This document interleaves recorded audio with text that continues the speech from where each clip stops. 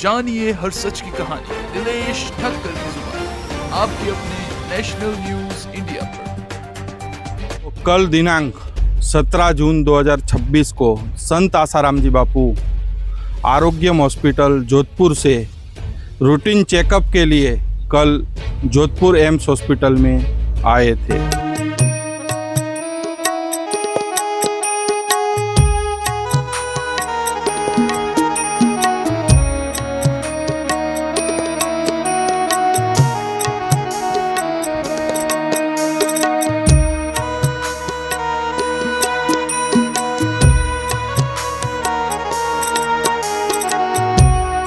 तो देख रहे हैं कि संत आसाराम जी बापू पर इतना अत्याचार, इतना अन्याय, सब कुछ हो रहा है, लेकिन संत आसाराम जी बापू मौन हैं, कुछ बोल नहीं रहे हैं।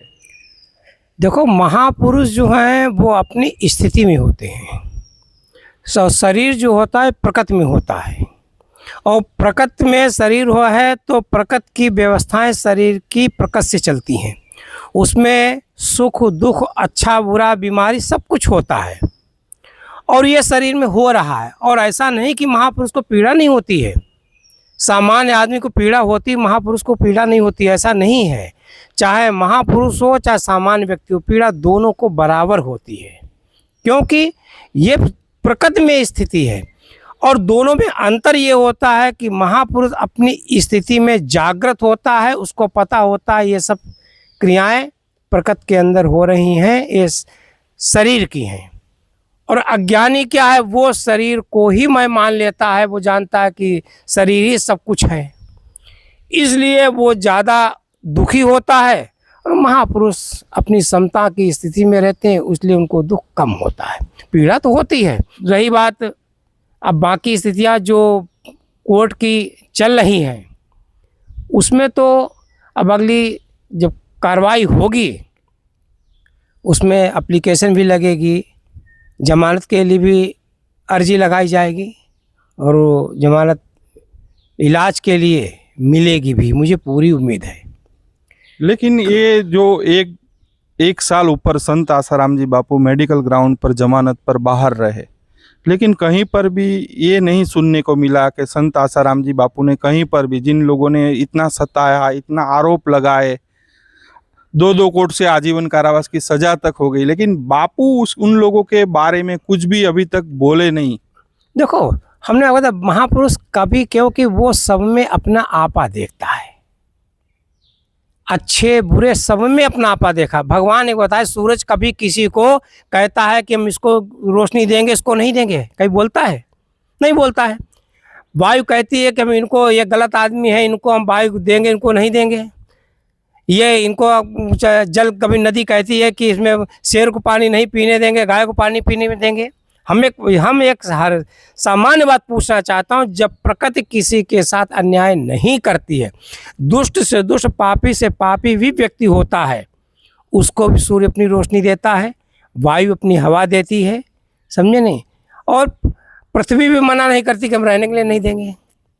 घर मकान अगर तुम्हारा, तुम भले निकाल दो, पर तो सारा जहाँ जो है वो उसी का है, दूसरे किसी का नहीं है। वो तुम्हारी तो सिर्फ सीमित जगह हो जाती है, उसकी असीमित जगह हो जाती है। तो इस प्रकार से पांचों भूत किसी को जब नहीं निकाल सकते हैं, तो महापुरुष किस प्रकार से निंदकों की निंदा करेंगे और अच्छाइयों की अच्छाई दे करेंगे? क्यों? वो तो समता की स्थिति में होते। उनकी समाज ने जो भी जितना भी किया, सबको पता है कैसे कैसे मीडिया वालों ने, अन्य अदर लोगों ने, बाकी जिन लोगों का अज्ञानता बस मीडिया को सुन कर उन जिन लोगों ने अपने घर कर लिया था कि हाँ ये ऐसा कर सकते हैं। मैं तो उन लोगों से पूछना चाहता हूँ कि अगर तुम्हारे दादा परदादा अगर इस उम्र के होंगे तो क्या वास्तव में ऐसा कर्म कर सकते हैं क्या? उनको भी सोचना चाहिए।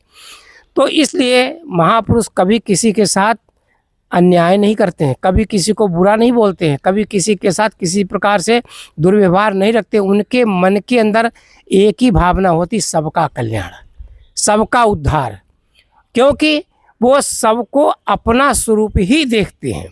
और जो सब में अपना स्वरूप देखते हैं, वो किसी के साथ कैसे अन्याय कर सकते हैं? और यही कारण है कि आज तक बापूजी ने, इतना लोगों ने अत्याचार उनके ऊपर किए हैं जिसका कोई हिसाब नहीं। पर प्रकृति तो अपना हिसाब किताब पूरा करेगी ना, महापुरुष कुछ नहीं बोलेगा, क्योंकि वो जानता है सब मेरा ही स्वरूप है, सब में मैं हूँ। जब सब में वही तो किसके साथ, किसके लिए हम अच्छा करूँ, किसके लिए बुरा करूँ। परंतु एक न्याय व्यवस्था उस परमात्मा की है। जैसे बिजली पावर हाउस से बनती है और वो सब जगह जाती है, मंदिर में भी जाती है, जहाँ गाय बैल काटे जाते हैं वहाँ भी जाती है, हर जगह जाती है। अब उसका उपयोग आप कहाँ करते हैं ये आपके ऊपर है। वो किसी को मना नहीं करेगी कि हम ये कत्ल खाने में नहीं चलेंगे और हम मंदिर में ही चलेंगे। वो मंदिर में भी चलेगी और कत्ल खाने में भी चलेगी, क्योंकि उसका काम स्वाभाविक होता है कि दो सत्ता देना। तो इसी प्रकार से जो ब्रह्मज्ञानी महापुरुष होते हैं वो सारे ब्रह्मांड को अपनी सत्ता देते हैं। अब इसका उपयोग तुम कहाँ करते, कैसे करते, ये तुम्हारे ऊपर है। और कर्मों के लिए मनुष्य तो करने के लिए स्वतंत्र है, पर फल के लिए स्वतंत्र नहीं है। अगर किसी पशु को आज मारा है तो अगले जन्म में तुम पशु बनेगे, वो मनुष्य बनेगा, वो तुमको भी मारेगा उसी तरह जिस तरह तुमने उसको मारा है।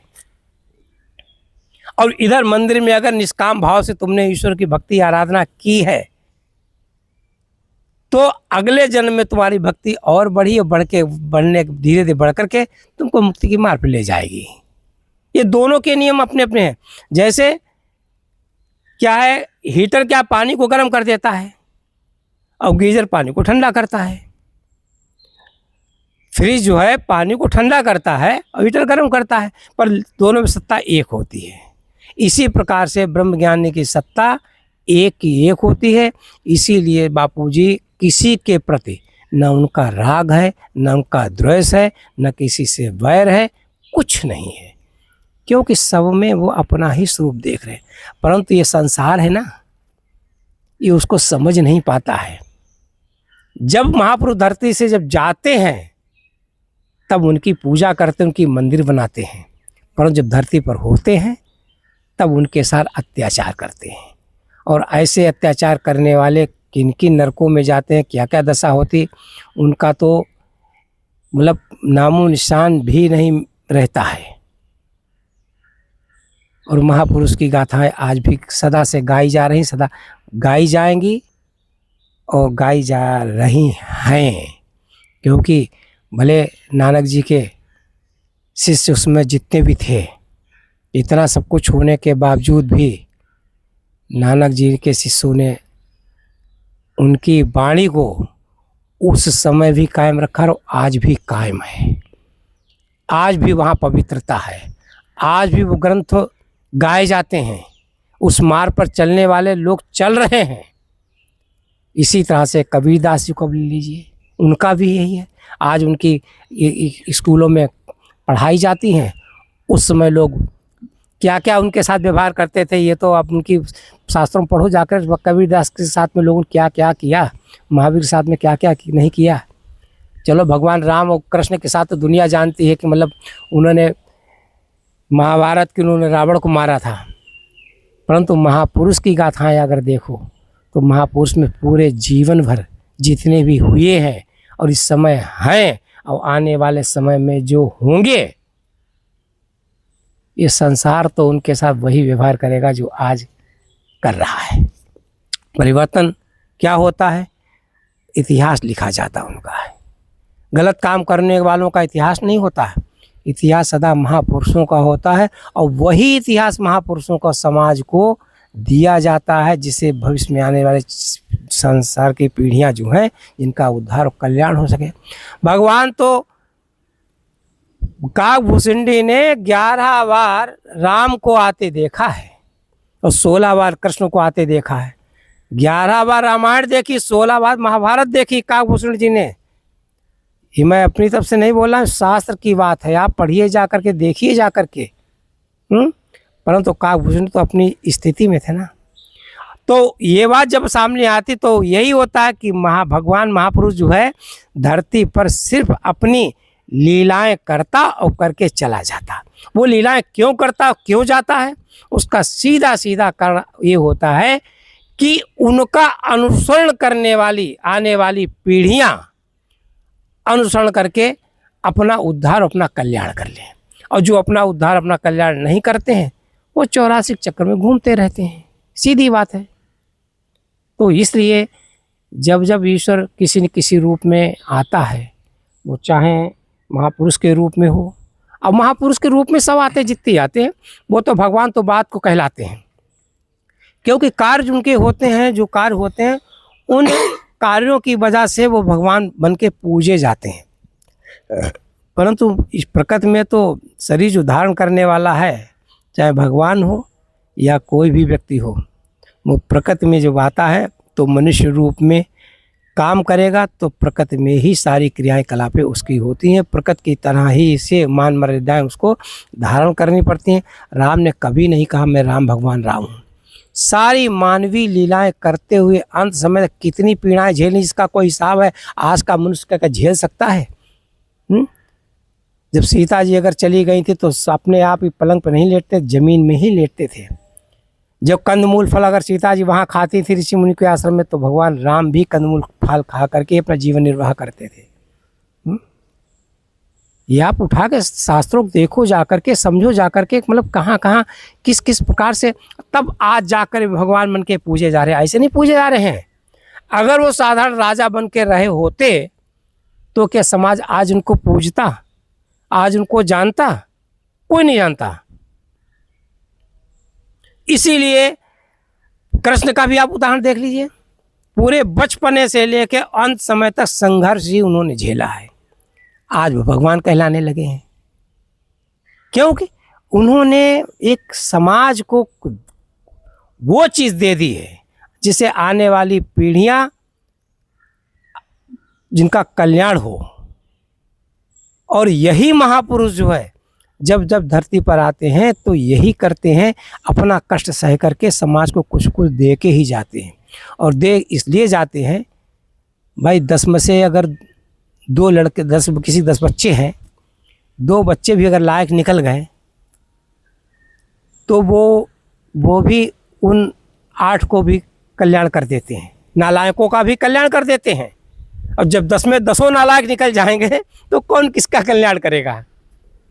इसलिए महापुरुष जो है वो इस समाज को सदा जगाते रहते हैं।